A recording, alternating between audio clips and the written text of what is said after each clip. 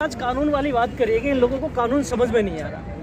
1900 जब इन तीनों कानूनों में एक खास बात है, सरकार ने एक जो प्रावधान रखा है उन कानूनों के अंदर, एक प्रावधान ये है कि अगर किसान के बीच में और कंपनी के बीच में विवाद होता है तो किसान या कंपनी अदालत नहीं जा सकती। इसका मतलब सीधा ये है कि सरकार खुद अदालतों को हाशिए पर रखी हुई है, यानी कि अदालतों को अपनी जूती की नोक पर रखी हुई है। ये बड़ी दुखद कहानी है, ये बड़ी दुखद घटना है।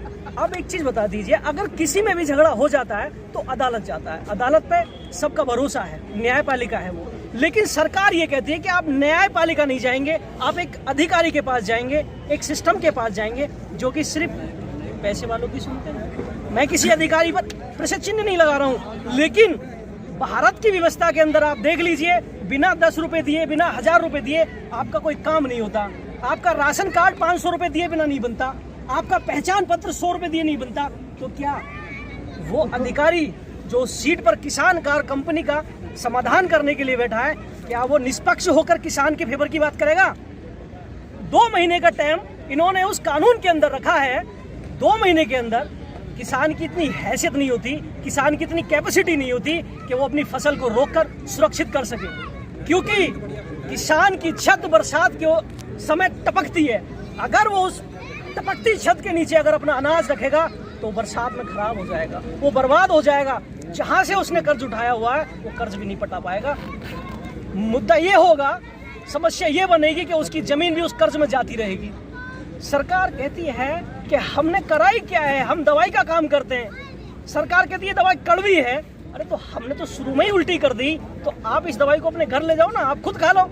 आपको एक चीज बता देता हूँ, जिस तरीके से 1955 का भंडारण वाला जो मुद्दा है, उसमें तिलहन के लिए कानून था कि तिलहन को किसान भी अपने घर में भंडारण नहीं कर सकता। अनाज को तो कर सकता है 100 कुंटल तक, लेकिन तिलहन को नहीं कर सकता। मुद्दा तिलहन की इतनी आवश्यकता होती है देश के अंदर। आज जो 5000 रुपए क्विंटल का सरसों किसान के खेत से आता है, वो 150 रुपए किलो के हिसाब से, यानी कि 1.5 लाख रुपए 15,000 रुपए क्विंटल के हिसाब से मार्केट में बिक रहा है। तेल की बात कर रहा हूं मैं। स्थिति ये हो गई है कि लोग खाने के लिए तरस रहे हैं, अपने घरों के चूल्हे नहीं जला पा रहे हैं। भंडारण जब हो जाएगा 1955 के नियम के हिसाब से, जो इन्होंने मॉडिफाई किया उसे, जब ये भंडारण हो जाएगा, सपोज दैट भारत में 1 लाख क्विंटल गेहूं हुआ, और अडानी, अंबानी और मैं कह रहा हूं आपने, इन तीनों लोगों ने मिलकर 1 लाख में से 95,000 क्विंटल गेहूं को स्टोर कर लिया, बचा 5 लाख क्विंटल।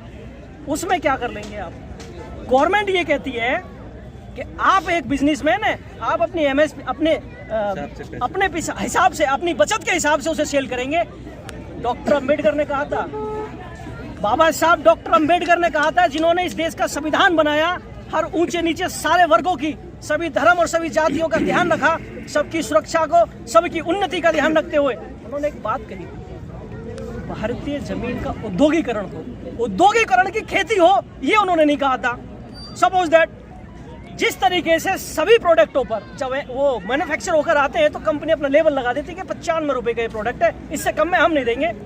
किसान अपनी फसल की कीमत तय क्यों नहीं कर सकता?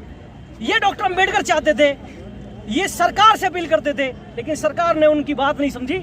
उसी समय सरकार, डॉक्टर अंबेडकर ने इस्तीफा भी दिया था कई मुद्दों को लेकर, जिसमें किसानों का मुद्दा था और उसमें और भी कई मुद्दे थे। जब डॉक्टर अंबेडकर ने इस्तीफा दिया था राज्यसभा से,